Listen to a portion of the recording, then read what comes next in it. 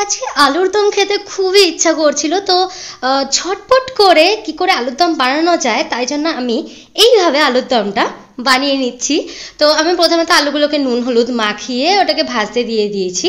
যতক্ষণ ভাজা হচ্ছে ততক্ষণ এই মশলাটা করে নেব। এবার কি কি জিনিস দিচ্ছি মশলাটা করার জন্য সেটা এখানে তাড়াতাড়ি নয় দেখানো হচ্ছে, কিন্তু আমি সেটা ডিটেলসে কমেন্ট সেকশানে আর ডেসক্রিপশন বক্সে দিয়ে দিচ্ছি, তোমরা সেখান দিয়ে দেখে নিও। তো ফোড়নটাও আলাদা করে রেডি করে নিয়েছি।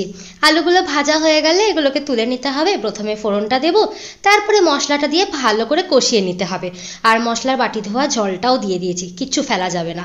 তো এরকমভাবে তেল ছেড়ে আসলে আলুগুলো দিয়ে জল দিয়ে প্রেসার কুকারের মুখ বন্ধ করে দেবো।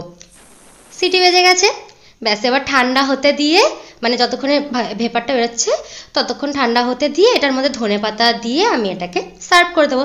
চটপট হয়ে গেল। তো আমি তো যাচ্ছি আলুদমের সঙ্গে লুচি বানাতে, আর তোমরাও একবার এটা ট্রাই করে দেখো, ভালো লাগলে সাবস্ক্রাইব করে দিও।